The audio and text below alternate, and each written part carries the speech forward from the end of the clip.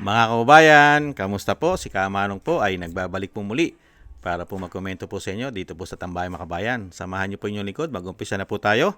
Mga kababayan, ito po, komentuhan po natin ang tuloy-tuloy po na paninira po at pagpapabagsak po sa ating Vice President kasama po ang malalaking mainstream media umano. Dahil po kasama po sila sa issue ng korupsyon. Mainstream media, mga trolls, at mga politikong magnanakaw umano. Ngayon po, ano po ang plano nila para mailis po ang issue ng korupsyon? Wag na wag po natin kakalimutan ang korupsyon po ng mahigit 3 taon. Trilyon at daan-daang bilyon. Ito po ang kanilang panglihis. Siraan ng siraan, pabagsakin ng pabagsakin ang mga Duterte at ang Vice President para po mailigtas nila ang kanilang mga sarili. Ngayon po, plano naman po, pabuksan ang bank account ng Vice President. Mga kababayan, pakinggan po natin ang balita. Posibleng bulat-latin ng Kamara ang bank account si Vice President Sara Duterte sa pagdinig ng impeachment complaints laban sa kanya.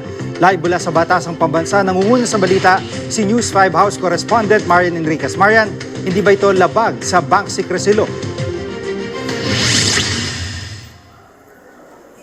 Jiggy, ayon sa House Committee on Justice, hindi sakop ng bank secrecy law ang impeachment proceeding. So yes, pwede po nga busisiin ang bank accounts ni VP Sara. At isa nga doon sa mga inilatag na grounds sa impeachment complaint yung biglang paglobo umano ng mga ari-arian ng BC. Ayon nga kay Congressman Terry Ridon, mula po 18 million pesos daw noong 2008 naging 88.5 million pesos na ito noong 2024. Yung bank secrecy law po kasi ay yung nagpoprotekta sa detalye ng bank deposits ng isang individual. Ibig sabihin, hindi po maaaring basta-basta ibunyag ang eksaktong laman ng bank account, account number, o yung mga transaksyon sa bangko nang walang pahintulot ng may-ari o ng korte. Pero meron pong exceptions dito at gaya nga po yan ng impeachment. Pero Jiggy, paglilinaw ni House Justice Committee Chairperson Jervy Luistro, pwede lang pong buksan yung bank accounts kung magmomosyon ang mga complainant na ipasubpina para makuha po yung mga dokumento. Narito ang pahayag ni Congresswoman Luistro. There are complainants. If they will be filing a motion for the issuance of the subpoena duces tecum, that is with regards to the relevant documents, no? And even ad testificandum, the attendance of significant witnesses, we will be acting on their motion. Yan po mga tambay. Nakita niyo po mga tambay ang kanilang panglihis. Lumobo raw po ang pera ng pamilya Duterte ng BP Sara. Siyempre po, di ba? Mga joint account yan Asawa at may mga negosyo po yan Hindi po ba? Ang pamilya Duterte ay may negosyo po ang BP Sara. Meron nga silang law firm at marami negosyo. Kaya nga po itong si Luistro, di po ba sinisingil pa nga ng asawa ng Vice President yan dahil hindi raw po nagbayad, di ba? Ng ito pong yung kanyang law firm, hindi binayaran ng mga abogado. Hindi po ba? Milyon ang utang pa yata niyan, umano, mga kababayan. Hindi po ba? At nakita nyo po, yung sinasabi pong 18 million naging 88 million. At ang ibinibintang pong nakaw at sinasabing isang damukal na korupsyon ay bilyon. Bilyon po ang ini-issue sa kanya Mga pera daw po sa mga smuggler, pera sa mga polvoron lord, pera sa pogo. Napakarami po, bilyon ang sinasabi raw po na naging pera ng Vice President. At meron pang 120 million. At meron pa rin daw pong korupsyon sa DepEd na napakalaki raw po. Halos daw po, gaano kalaki? 600 plus million. Pero 88 million yung inahabol daw nila na kailangan buksan at busisiin. Gaano po kalaki yung ayaw nilang buksan? Yung ayaw po nilang buksan na napakalaki po ng pera na inilobo po yata ng pera, mga kabayan. Katulad po nito, yung sinasabi ni Ridon. Dahil si Ridon at si Luistro ay gigil na gigil po sa pera ng Vice President. Ito po yung mga kabayan.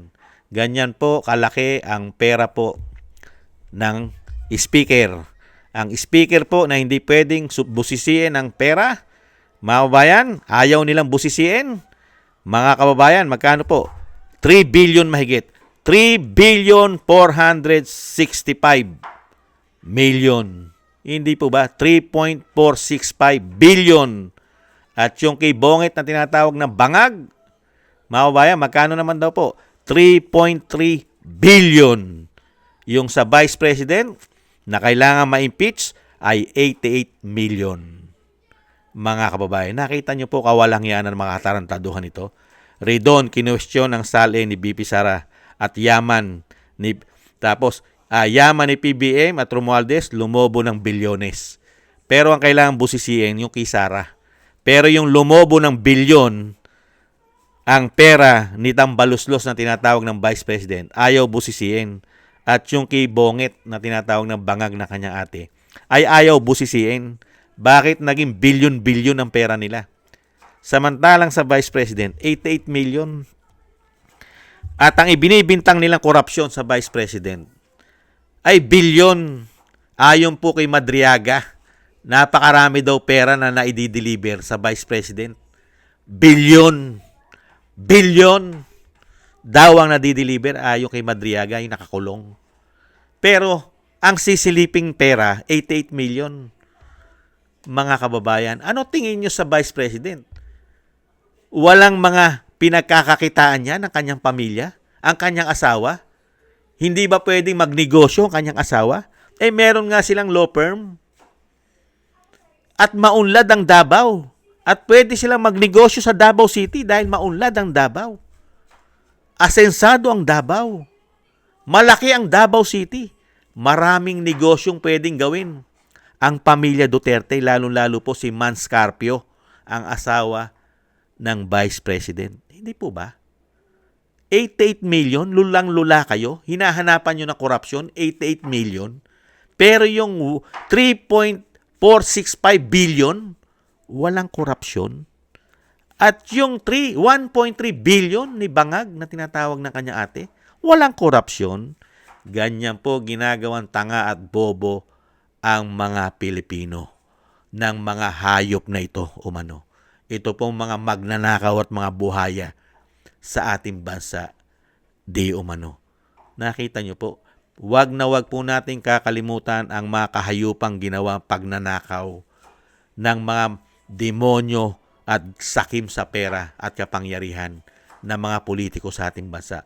Wag na wag po natin kalimutan ang ginawa po nilang kasamaan sa ating bansa. Ito po mga kabayan, balik-balikan po natin ang ginawa po nilang pagnanakaw sa pera po natin ng mahigit 3 taon. Ganito po nila pinagsamantalahan, male-maleta, na ayaw po nilang tutukan dahil lahat po sila ay involved yata. Ibalik tanaw po natin. Ito po ang ginawa po nila sa pera natin. Ilan pa sa mga nabanggit sa mga sinumpaang salaysay ng mga nagpapakilalang sundalo ay ang mga appointee ni Pangulong Bongbong Marcos. Samantala, nakasaad naman sa huling bahagi ng first batch ng kanilang affidavit ay ang pananakot sa kanila at pagbibigay pabuya kung papasinungalingan nila ang mga naunang salaysay ni Orly Guteza patungkol sa mga maletang delivery. Si Margot Gonzalez report. Hindi lang mga mababatas at unang pamilya ang idinadawit sa bilyon-bilyong pisong delivery o mano ng pera, kundi maging ang ilang gabinete at appointee ni Pangulong Bongbong Marcos. Maliban sa mga senador, kongresista at kina Pangulong Marcos at Lisa Marcos, kasama din sa mga binanggit ng mga dating sundalo sa kanilang joint affidavit na isinumite sa ombudsman, ay ang ilan pa sa mga naitalaga sa pwesto. Sa page 16 ng affidavit, isinalaysay ni Bernard Tube na nagbaba umano sila ng 2 medium-sized na maleta sa basement 3 ng Horizon Homes Shangri-La para kay dating DBM Secretary Amena Pangandaman. Damay rin si Bucor Chief Retired General Gregorio Catapang Jr. na nag-deliver umano ng 8 maleta kay Saldico sa BGC Shangri-La. Habang si dating DPWH Secretary Manuel Bunoan, hinatiran naman umano ng 8 maleta, 1 maliit at 7 medium-sized sa Quezon City. Isang paper bag naman ang inabot umano kay National Security Advisor, retired General Eduardo Año, matapos ang isang pulong sa Polo Club Townhouse kasama sina Saldico, si dating Speaker Martin Romualdez at Leila de Lima.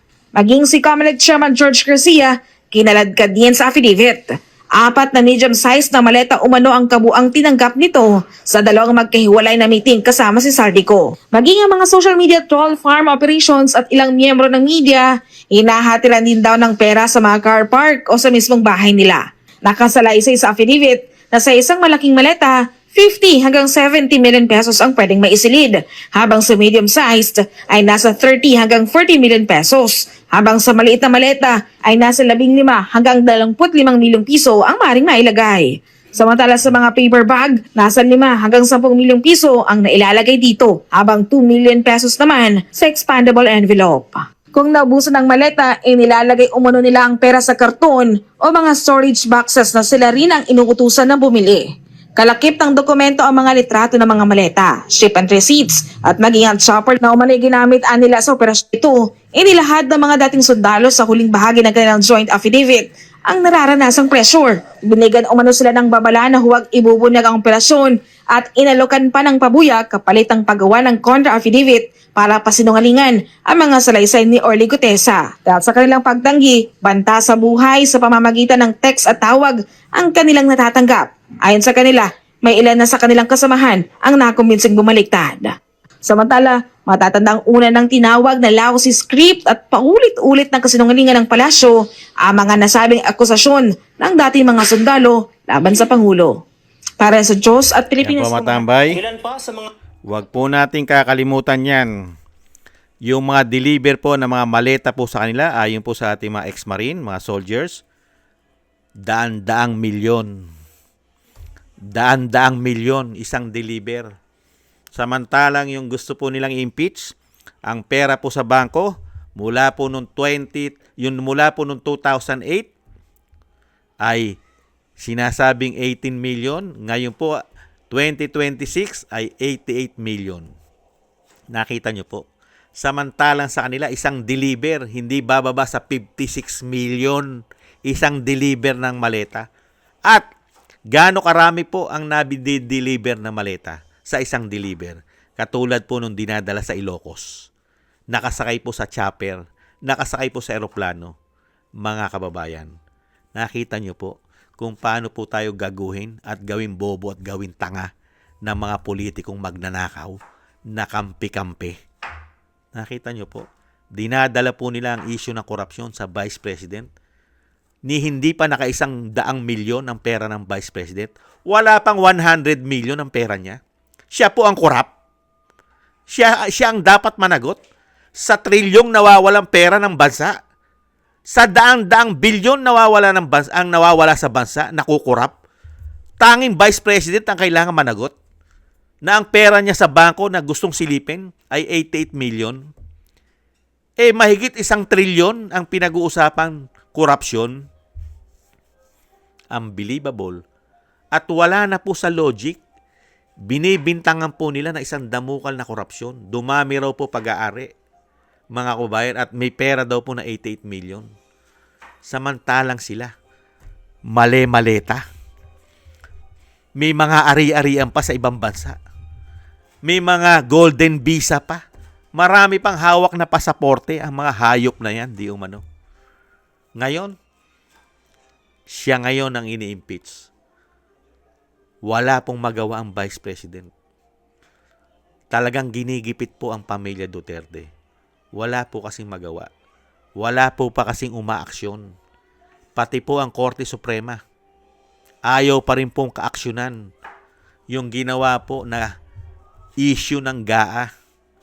Yung GAA na pinirmahan ay isang damukal na blanco, 240 plus billion. At yung issue po ng kidnapping, walang due process, wala pa rin pong binibigay ang Supreme Court na desisyon sa taong bayan at sa pamilya Duterte. Kaya po nagpapatuloy ang ginagawa po ng mga magnanakaw na politiko sa pang-aapi pang-aapi at pagbabagsak o pagpapabagsak sa mga Duterte. Tuloy-tuloy po dahil wala pong nakukuhang kakampi at desisyon sa Korte Suprema at lalong-lalo po wala pong nakikita na masama ang ating pong tagapagbantay, tagapagligtas. Ang mandato po kasi ng mga men in uniform ay ipagtanggol po ang ating bansa at ang mga Pilipino, lalong-lalo po sa ginagawa po na mga mapang-abuso na mga politiko, mga magnanakaw. Kasama po yan sa mandato nila. Protektahan po ang taong bayan, ang buwis ng bayan sa mga magnanakaw na mga politiko. Pero ngayon, tulog na tulog. Kaya po ang pamilya Duterte, ginigipit po nila. Tuloy-tuloy po at hindi po tumitigil sa panggigipit at sa paggawa po ng mga gawa-gawa, bintang na mga ebidensya. Pati sa kulungan, kumukuha silang testigo sa kulungan. Ganyan po kawalangya ang gobyerno po ngayon. Napakawalangya na po umano ng House of Representatives. Napakawalangya na rin po yata ng Senado. At ubod naman po ng walangya ang tinatawag naman po di umano na bangag ng kanyang ate. Mga kababayan, nagsama-sama na po ang ubod, ang puro ubod at nahandyan pa ang problema na naging kakampi pa nila. Ang mahigit 50 years na po na nagpapahirap po sa ating bansa, pati sa ating mga anak, ay kasama na rin nila. At syempre po, ang mga bayarang mainstream media at ang mga bayarang trolls na kumikita sa ating mga buwis. At nahandyan pa po ang mga nasagasaang oligarkiya, nasagasaang mga smuggler, mga pulburon lord. Nagsama-sama na po sila. Kaya po ang Vice President, alam naman po natin na walang tinatago ang Vice President at alam po ng sambayang Pilipino na hindi po siya kurap. Dahil sa numero pa lang ng pera, malayong-malayo na po doon sa mga pera na may issue po ng korupsyon. Yung sinasabi po ng mga sundalo, mga ex-marine, soldiers, malayong-malayo po ang pera ng Vice President sa kanila. 88 million, 1.3 billion kay bangag na tinatawag na kanyang ate, tinatawag na tambaluslos, 3.465 billion. Grabe. Mga kababayan, tanga na lang at bobo at gago at nagpapakasira ulo ang maniniwala na Pilipino na kurap ang Vice President. At hindi kurap ito pong si Bonget na tinatawag na kanyang ate at si Tambaluslos tinatawag ng Vice President. Mga kababayan, wala na po sa hustong pag-iisip. Pag sinabi mong kurap ang Vice President at hindi kurap yung bilyong-bilyong piso na lumobo ang kanilang kaperahan. Lumobo! Unbelievable. Tayo po'y magdasal, mga kababayan. Sama po natin sa ating mga dasal at panalangin na maingatan po ang pamilya Duterte at ang mga Marine at ang ating buong sambayanan na hindi po sana magtagumpay ang mga masasama, ang mga demonyo na nagsama-sama po dahil sa kasakiman, sa kapangyarihan at pera ng ating bansa, ng ating buwis. Sana po hindi po sila magtagumpay.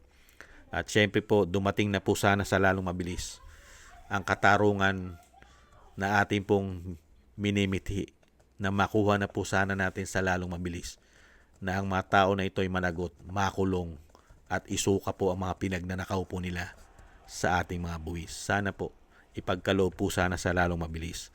At sana rin po magising na po sa napakahimbing na pagkakatulog ang ating po mga men in uniform. Sana po ang ating po tagapagligtas na tinatawag, tagapagtanggol sa umaapi po sa atin ngayon, sana po magising naman po. Hindi naman po lahat ng mga men in uniform ay nabayaran nila.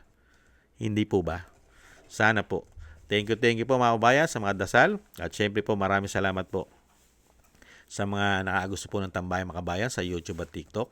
At ganoon din po mga kabayan sa ating pong mga sa ating po mga subscribers. Thank you po. At sa patuloy po nagsusubscribe, maraming salamat po sa inyo. Mabuhay po kayo. At ganun din po sa mga nagko-comment, like, and share. Mabuhay po kayo. Thank you po. At ganun din po sa mga nagbibigay po ng tulong at biyaya. Shoutout po sa inyo lahat. Shoutout po kay Mila Yee, Tatay Nick ng Canada, Eric Hershon ng Canada, kay ako si Pilam, si Annie Jo, Balance Vision TV, Gay at Shena, Jesus Valdepena, Kingston ng Hong Kong, Jake Yahut ng California, USA, Gina Ray ng Berlin, Germany, Julieta Celona ng Sydney, Australia, Baby Roman at Ate Isa ng Cagayan. Maraming salamat po sa inyo mga kabayan at tis-tis lang po at syempre po tis-tis lang po, syempre po meron naman pong pag-asa pa ang ating bansa, lalo-lalo po kung ating Panginoon po ay kikilos na. Siya po ang pag-asa po natin sa panahon po ngayon. Wala po tayong pag-asa dito po sa gobyerno na tinaguriang gobyernong bangag umano. Ingat-ingat po tayo mga kabayan at patuloy po tayo magdasal. Paalam. Bye-bye.